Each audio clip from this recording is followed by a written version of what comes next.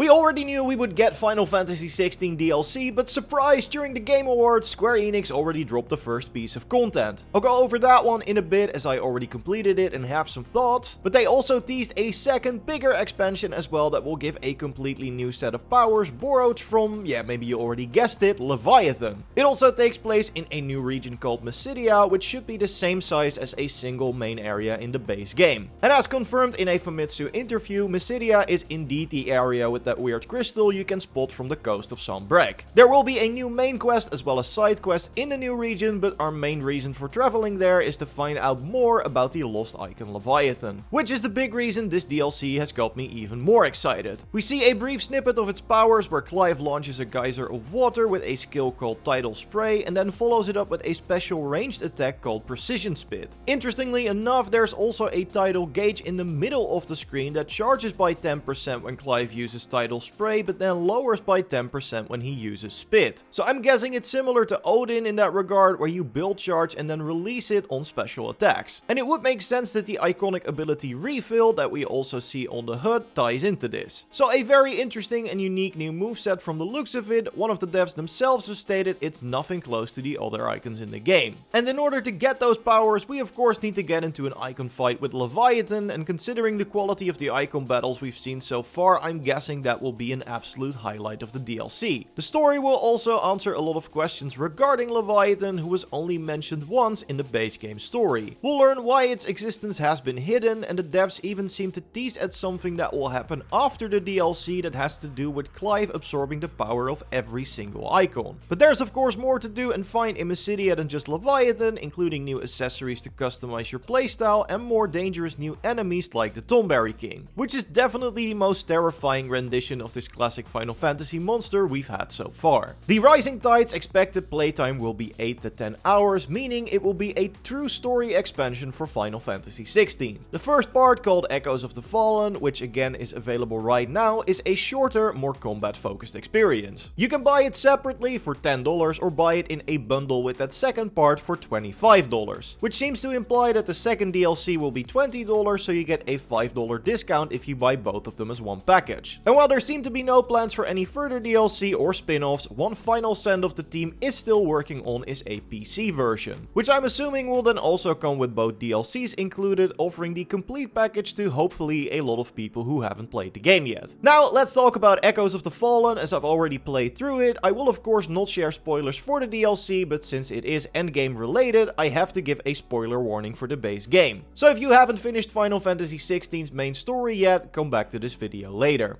Because in order to access the DLC, you need to unlock the destination Origin, which is where the final fight in the game takes place. You also need to have completed 2 specific side quests, where there's a will and Priceless, before the first Echoes of the Fallen quest unlocks. Where there's a will starts by talking to Joshua in the hideaway, and Priceless starts with a letter in Clive's room that appears after completing Joshua's quest. Both require some other quests to properly unlock them, so I'll leave guides in the video description in case they don't appear for you yet. But after doing all of that, a new quest will appear at Charon that has Clive, Joshua and Jill investigate the appearance of a mysterious new type of crystal. After a short adventure in familiar locations looking for the supplier of these crystals, you eventually end up at a new location called the Sagespire. It's heavily tied to the lore of the ancient fallen civilization, you know, the ones that sought to rival the gods. So while I don't want to spoil anything, it should be clear that the story will lead to some interesting discoveries. And there is way more to go over, of course. If you enjoyed the video so far, be sure to leave a like and subscribe for more Final Fantasy XVI videos. And while the new location and story beats are pretty cool, the main attraction here is of course the new endgame combat encounters, and after that short introductory questline, Echoes of the Fallen offers these in spades. Not long after entering the Sagespire, you encounter a new boss called Sigma, and he wastes no time dropping big AoE abilities and a devastating dropkick in your direction. And as you can see, the same insane production quality on the effects and animations we saw in the main game is still present here, making Sigma a joy to fight. Your victories in the DLC are well rewarded too, as the loot you get is also catered towards the endgame. Sigma drops a new sword that already has better stats than the Götterdämmerung, the best sword in the base game, and as soon as you enter the Sagespire, look out for this chest containing the escapement pit too. This accessory is amazing as it restores ability cooldown and a part of your grayed out HP on a perfect dodge. The more powerful the attack you dodge, the stronger the effect, so dodging a boss's powerful attacks can get your abilities back off cool down really quickly. And there are more of these accessories that really empower certain playstyles, or even one that automatically triggers a limit break when you drop to low health to save your life. Where most of the main game's accessories just buffed a single stat or iconic attack, the ones in the DLC all reward you for playing a certain way. Which is nice to see, but it's also kind of unfortunate items like these were missing in the base game. Not all rewards have to be earned, however, as when you buy Echoes of the Fallen, you also receive a little gift in the redeemable items tab in the systems menu. And the Buster Sword needs no introduction, of course, really cool to swing it around with Clive. And if you didn't know, weapon transmog has been added to the game since launch, so even though the stats on the weapon aren't great, you can still use its looks if you want to. To access it, simply go to the Arete stone in the hideaway and look for the appearance tab. There's also a really cool new sword that serves as a final reward for the DLC that is even stronger than Sigma's weapon. I love the crystal touches and the almost organic looking details on the center of this blade. But yeah, that basically means it is the best weapon currently in the game, although I think I already spotted a new weapon in that second expansion trailer that I'm assuming will be even more powerful. And while your new sword cannot be upgraded, there is also a new bracer and belt that can, again with better stats than anything you'll find in the base game. You will need materials from the bosses you encounter in Echoes of the Fallen though, so in case you're missing an unknown material, just keep playing and you should eventually get all the required materials after finishing it. But yeah, overall, some really great loot to find in the DLC. And as I said, some great fights too. While the DLC is pretty short, it is filled with combat encounters against some familiar enemies, but a lot of new ones, new takes on old enemies, and even new bosses too. There's also a new mechanic to spice up gameplay a bit, where enemies can buff each other with shields that damage you when you hit them, meaning you want to strip them with ranged attacks before you switch back to melee to finish them off. And while I won't spoil it here, the final boss is as insane as we've come to expect from this game, so get ready to dodge as if your life depends on it. I'm already itching to try it again on my New Game Plus save, so that should tell you something on how good the fight is. It's also a great prelude to your actual final fight with Ultima, as Echoes of the Fallen kind of feels like your final challenge before you actually finish the game. But yeah, again, it's not a long and story heavy DLC, and it is also very linear, so if a challenging combat gauntlet does not sound like your thing, maybe hold out on this one. If it does sound like your thing though, you'll be happy to know that the Sagespire level can also be accessed through both stage replay and arcade mode at the Arete stone, so at the very least there is some replayability there. And while it's technically not part of the DLC, the accompanying update 1.21 also added a new feature that I think a lot of people will have missed. If you go to Vivian Ninetales in the hideaway, you can of course review the cast and map of the game to keep up with the story. But with this update, reviewing the cast also adds a new option to display a person's inner voices. By using the touchpad when hovering over a character, you can see what they think of the other characters currently present in the story. Some of these thoughts are really funny, some are really sad, like don't look up Torgal's thoughts on Sid after he passes away unless you have some tissues ready. And these inner thoughts also apply to the content of Echoes of the Fallen and presumably that of the second DLC as well. Remember to leave a like if you enjoyed the video, subscribe to not miss the next one, and if you want, you can watch our previous video on some cool Easter eggs in the main game by clicking on the screen. I will see you in the next one, goodbye.